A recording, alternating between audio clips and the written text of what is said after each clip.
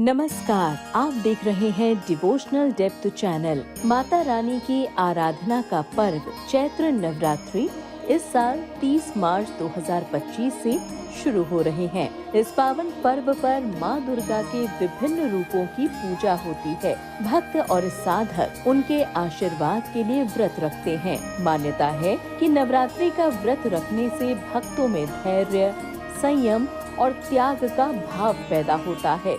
ये व्रत मन को शांत करता है और आत्मविश्वास बढ़ाता है। माँ दुर्गा की कृपा से भक्तों के सभी कष्ट दूर हो जाते हैं और जीवन में सफलता मिलती है। माँ दुर्गा की कृपा पाने के लिए नवरात्रि का व्रत रखने के कुछ विशेष नियम होते हैं। इन नियमों का पालन करने से भक्तों की सभी मनोकामनाएं पूर्ण होती हैं और जीवन में सुख समृद्धि आती है।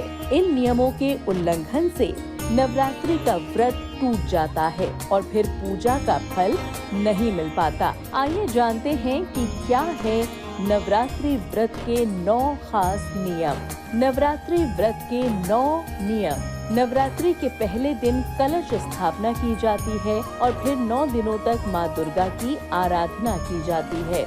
बिना कलश स्थापना के देवी माता की 9 दिनों तक आराधना अधूरी मानी जाती है। कलश स्थापना को घट स्थापना भी कहते हैं। इस बात का संकल्प करें कि अब 9 दिनों में सात्विक भोजन और सात्विक आचरण करना है। इस नियम के टूटते ही व्रत भी टूट जाता है। पूरे नवरात्रि के दौरान व्रती यानी व्रत रखने वाले को ब्रह्मचर्य के नियमों का कड़ाई से पालन करना अनिवार्य है। भोग विलासिता से भी दूर रहना जरूरी है। इस नियम के उल्लंघन से नवरात्रि का व्रत और पूजन सफल नहीं होता है। नवरात्रि के समय में तामसिक वस्तुओं जैसे प्याज, लहसुन, मांस, मछली, अंडा, शराब, गुटखा, पान, सुपारी, सिगरेट, बीड़ी आदि का सेवन नहीं करना चाहिए। नवरात्रि के पहले दिन सुबह में व्रत और पूजा का संकल्प लेते हैं, फिर कलश स्थापना करते हैं। उसके बाद माता रानी का आह्वान करके उनको चौकी पर विराजमान कराएं, फिर पूजन करें। यदि घर में नवरात्रि का व्रत रखा जा रहा है तो पूरे परिवार को सात्विक भोजन ही करना चाहिए। नवरात्रि के दिनों में दुर्गा सप्तशती और देवी भागवत पुराण का पाठ करना चाहिए। यदि स्वयं नहीं कर सकते हैं तो किसी पंडित से करवा लेना चाहिए। दुर्गा अष्टमी या महानवमी के दिन कन्या पूजन करना चाहिए और उनका आशीर्वाद लेना चाहिए। हिंदू धर्म में कन्याओं को देवी माता का रूप माना गया है। दुर्गा अष्टमी और महानवमी के दिन नवरात्रि का हवन करना अनिवार्य है। आप इन दोनों में से किसी एक दिन भी हवन कर सकते हैं।